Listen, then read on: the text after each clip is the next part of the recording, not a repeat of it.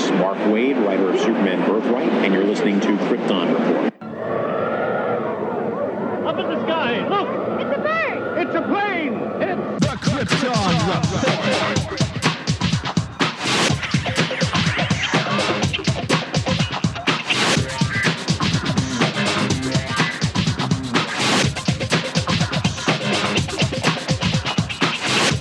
I am your host, Tyler, and welcome to Krypton Report, a podcast dedicated to all things Superman, Supergirl. We're going to look at the Supergirl TV series, as well as the Krypton TV series, anything that has to do with the characters in their world. Comics, movies, TV shows.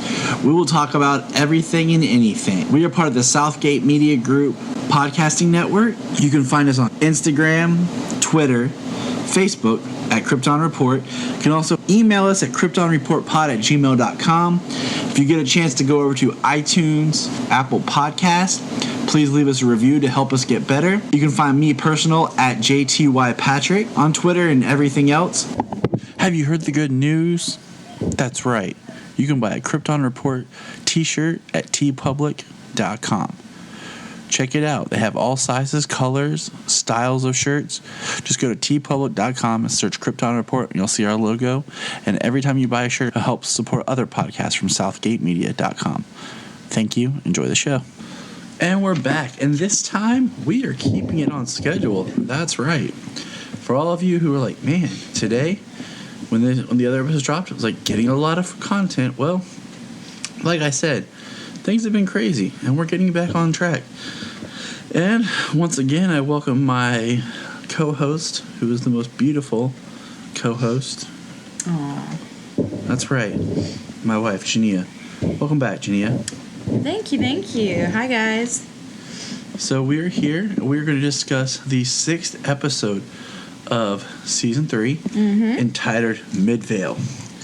Now, going into this episode, of course, I knew a little bit about what was going to go on, and Jania goes, man, this is really long for a flashback. And I'm like, Jania, it's the entire episode. She's like, what? I had no idea. She hadn't. So it was just really kind of fun, just her like, what? Moment there. So thanks, babe. This is the episode where we see the moment that the Danvers sisters really connected. And it's kind of interesting that it was 10 years ago. And wasn't it Kara landed 12 years ago?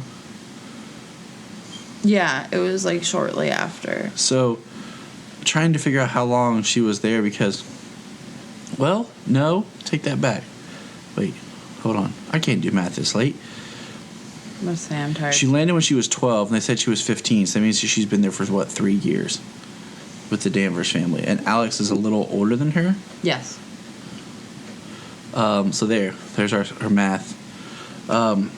So this picks up where the Danvers sisters are driving to their beautiful home, as Jania pointed out, where Eliza lives. On the water, and I mean, just gorgeous house as soon as you walk up. That front door alone was just breathtaking Canada. If we have any Canadian listeners out there, we like the look of your country, and we'll come visit it as soon as we can have money. Okay, so the one thing I always love in these movies and shows is when they go back home and the parents like kept their rooms and it's like still just like how they left it and their kids. Must be freaking nice.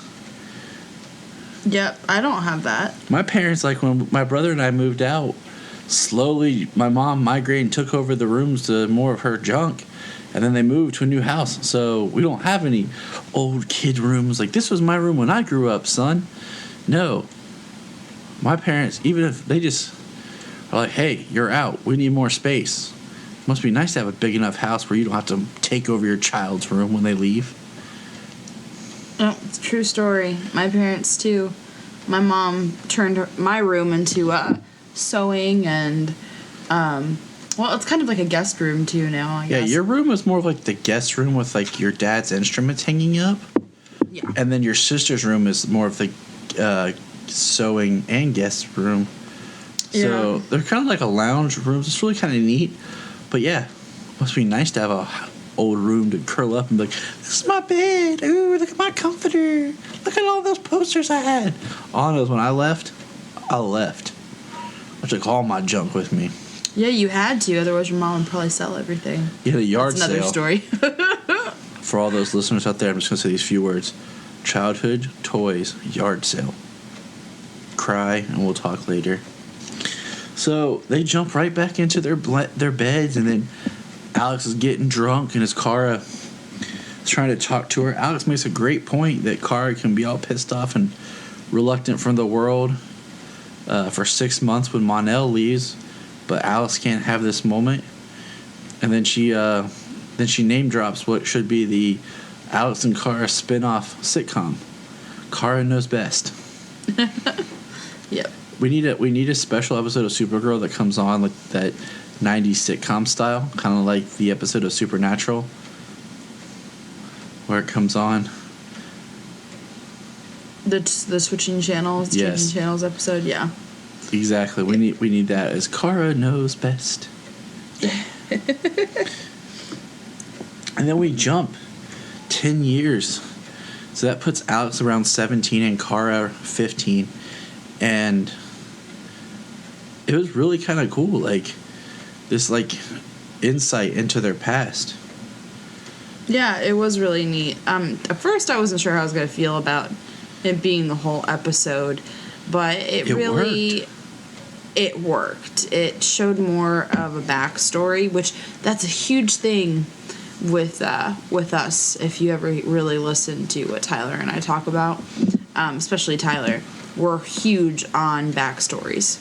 We need a good backstory, to really support the overall story, And the acting of the younger versions were great, and the casting of the young Alex was really good. Yeah, I was so impressed with that. That was killer. She looked like spot on. I mean, the Kara one was pretty great too, not gonna lie. But Alex just worked. Alex was her acting out and all that, she was just spot on. I did think it was a little funny. They're like in high school, and they're talking about the Continental Army, and she's like, "Who is George Washington?" Like, don't you know that by elementary, without even thinking about it? I mean, yeah, but once again. But I'm saying the way they present it in high school, I know they called on Kara for it, but just the fact that they're in high school and the teacher's talking to them as if this is something new, like, who's George Washington? Who was the commander of the Continental Army? George Washington. Yeah. I knew that before I was out of 3rd grade. Well, I was terrible at history, so... And then Alex, the overachiever, and it gives not only the leader, but, everything about him. And so we get our first really cool, I don't want to say not a flash, reference when we find out it's at this time that Superman takes down Lex Luthor. And one of the high school kids makes a reference that he wore his underwear on the outside.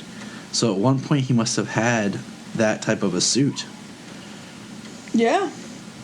Compared to the suit we see later. Well, I mean, I feel like every superhero goes through, stages of their suits and stuff. So that's very possible. I will say this again, just to reiterate. I think Tyler Hoechlin did an amazing job.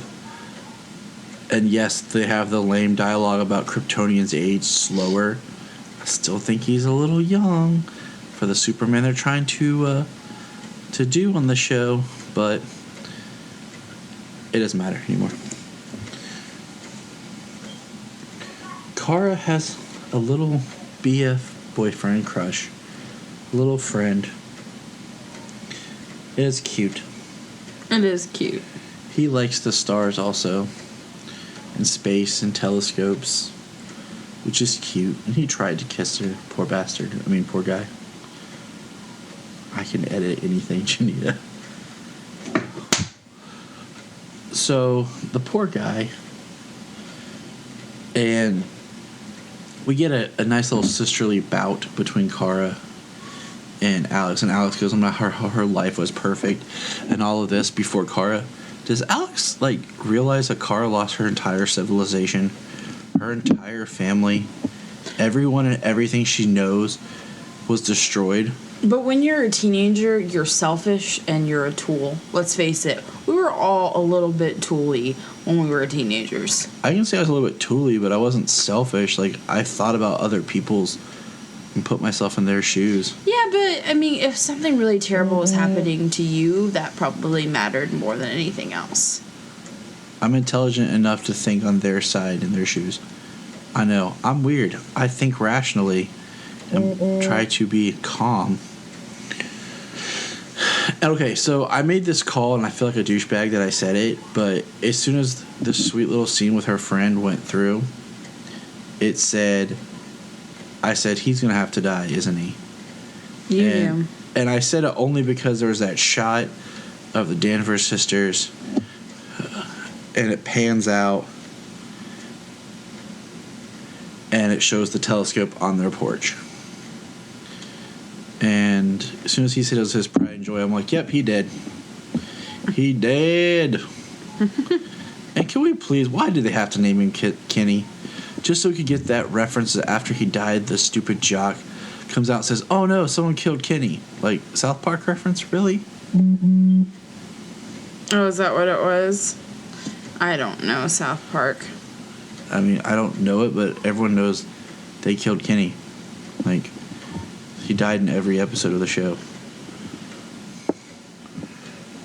And Kara, of course, goes after the jock. And why couldn't she just broke his arm? How dope would that have been if she was just whatcha? Just flicked it and broke the quarterback's arm. But that's the beauty of Kara. But out of anger for her friend, who just was murdered. But that's the beauty of Kara. She has this strength that is completely, we're not able to understand the kind of strength that she has, really, at all. I mean, think about it. It's true. I mean, that's part of her character. Exactly. That's part of the Supergirl character that we love. We wouldn't want her to break the guy's arm. I mean, maybe in your heart of hearts, you'd love to see a little bit more, him pay for what he did or whatever, or the way he spoke. But Kara is better than we are. That's kind of the super mythos. Yeah. Yeah, so it broke his arm. Been D-bag. Yes, you would have, Tyler. I think that references also back to the end of the last episode where Kara confronted Morgan Edge, and he says what he said about her not having the hate in her or what she would do to her enemies. But then they find Alex. You find out that Alex and Kenny were friends, and Kenny was helping tutor Alex with calculus. And they find his laptop, and they're trying to decode it, and she makes a reference about Clark's friend Chloe. Heck yeah. And even references the Wall of Weird. So that doesn't mean that it's tied to Smallville, the show, like some people are trying to say online. It just means that Chloe exists, that story, and that the events happen in Superman's canon. Right. Chloe's part of canon. So I've seen people online that means it's connected to Smallville. No, that doesn't work because there was Supergirl in Smallville. Go back and watch the show, bro. But moving forward, like a speeding bullet, we do find out that the teacher, who's 27, is having relations with his 17-year-old student. I saw that coming. I don't know why, but I saw that coming. It was like he was overly correcting her in the middle of class. You remember that? Yep. Yeah. And when they're doing that they're putting up some kind of cover. And so that's a whole subplot. They think it's him that killed Kenny because of the picture. And, I think Kenny was just trying to do the right thing, that it wasn't a right, responsible relationship for a 17-year-old. And then they say a line about, in 5 years it won't matter. Well, technically in a year she's 18 and it'll be frowned upon, but she will be legal. Yeah, I mean, when I met you, you were 17, and I was 24, but you definitely don't act it. No. I mean, and it didn't matter. After I left high school, it did not matter. I mean, we didn't date until after I left high school, but still. I mean, no one would have guessed how old you were. Right. You had a sister who was 22 at the time, and everyone would think she's like 12. Not that young. Not that young, but you would definitely maturity level and just everything and act. You would not guess that Jania was as young as she was, and always will be. I know. You always have a young woman. All right, moving on. Yeah, this just got awkward. It did.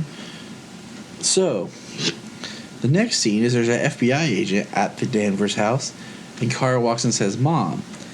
And it's Alora looking, and I called it that it was John Jones in disguise, because I remember that he told Jeremiah he'd look out for him. And why else would a random FBI agent show up who looks like her mom? Right. Unless it was Martian Manhunter. Using the code name of what, Jania? What was the agent's code name? Noelle Neal. And who is Noelle Neal? First Lois Lane. The first Lois Lane. Now, quick trivia. You have Lois Lane from Smallville using the name of the first Lois Lane, who now plays Alora in the same room as the first Supergirl, who now plays Mrs. Danvers, who also played Lara on Smallville. That's a lot of Superman history for two actresses in one room. Very, very true. And quick, Noelle Neal played Lois Lane, okay, in the old Kirk Allen serials. Mm-hmm. Then the second season and on The Adventures of Superman with George Reeves, she did not play Lois Lane in the first season. It was Phyllis Coates. Oh, yeah, that's right. And Phyllis Coates later would reappear as Lois Lane's mom on Lois and Clark. Oh, that's really cool. I love how you always have, like, people who did older characters and stuff like that from the Superman, Supergirl realm. The passing world, of the torch? whatever you want to call it. And, yeah, basically the passing of the torch, where they come back and they play another role. It's really cool. What do you call it? Terry Hatcher played Lois Lane's mom in Smallville. Yeah. So, and then what else did she do? Well, of course, she played Mon-El's mom, but right. We won't even get into Mon-El right now because I still want to punch him in the face. Speaking of Mon-El, real quick, how cool would this have been? Ready? Ready. Set. Kara accidentally, in an episode fighting the cyborg Superman, opens the Phantom projector and releases Mon-El from the Phantom Zone. His history with Superman is intact, where he'd already met Superman. He had thought they were brothers, like in the comics. He has the name now Mon-El. He comes out with the suit on, and he is recovering from his lead poisoning, and he thinks he's cured, like in the comics. And then Kara and him start pairing up. He's still young because you don't age in the Phantom Zone. Mm-hmm. And then you could have had a cool reunion episode of him and Clark. And then, once he was there, some sort of technology, his parents showed up because they had been searching for him. So we could have kept canon, kept his name that worked, and not had a stupid character named Mon-El that makes no sense why his name is Mon-El. Rant over. And we're getting back. So basically, Chloe sends all the pictures were decrypted. We find out it was actually the sheriff that killed Kenny. I knew it. He was selling drugs from Canada. Pegged it. And here were some of my favorite lines of the show.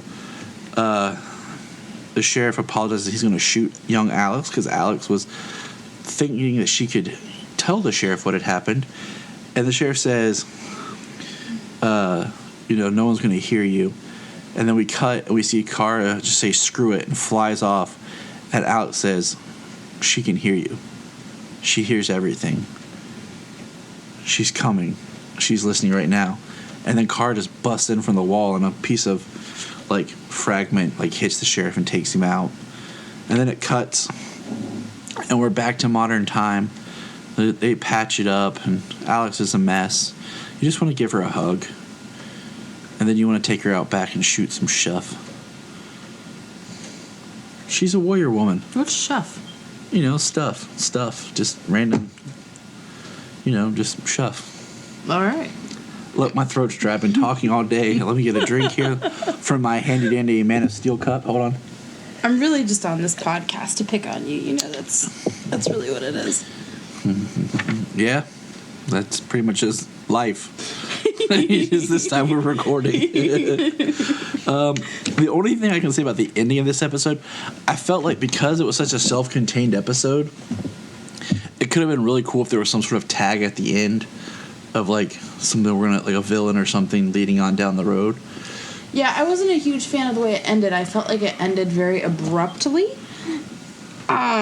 Like I was expecting them. Okay, they got in the car and they're driving down the road, and they're singing. I was like, oh, well, something is gonna like jump out of the woods, or like, someone's gonna try and run them off the road, like back when they were in high school. Something like that is gonna happen. Nothing happened, and it just ended. And it's like, this episode, as much as I liked it, I felt like it took me away from Supergirl. Yeah? Yes. Yeah, like it just didn't have the feel of Supergirl to me as much. And one thing like I pointed out to you is I kind of wondered, did they do this episode to free up the main actresses to give them more time to work on the crossover? Because I'm pretty sure we have an episode coming up and then the crossover. Because the crossover is the week after Thanksgiving. I mean, I wouldn't be surprised at all. It would make Makes sense, yeah, from a production point of view. Because you could have shot those scenes of the girls really quick. And I'm not, like I said, I'm not against this episode. But if they were to do something at the end that kind of tied it all back in, it might have helped. But for me, like it took it away from the feel that the producers and director have created for this show, so it was just a different feel. It was, and it made me feel like it was like it was Kara Knows Best, not Supergirl. Right. It was it was like a sub series almost, in a sense. Okay. The beginning of a sub series. And another quick note while I'm thinking about it, does it feel like with these CW shows that their intro monologue anymore is very long, where they're trying to sum up every season's worth of stuff? And, like, it's spoken now so dry. Like, I think about it, I was like, my name is Barry Allen, and I'm the fastest man alive. My mom was murdered, and I must find her killer. I am the Flash. Now it's like, I am Barry Allen. Our world was exposed to some crazy stuff. And now, like, Supergirl is this, like, they're all, like, really long and dry when they say them. Yeah. And I'm like, I don't need you to, like, give me a monologue for all 3 episodes. No, I mean, just hit the high points. I was gonna say, just tell me who you are, what you're about, and move on. I mean, we'll catch up. We'll figure the rest out later. Yeah. All right. Don't be so long-winded. I agree. Anything else?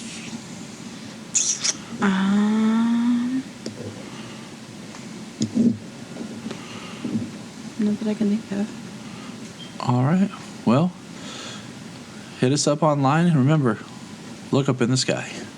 And remember, you can find us on Instagram, Twitter, Facebook at Krypton Report. You can also email us at KryptonReportPod@gmail.com.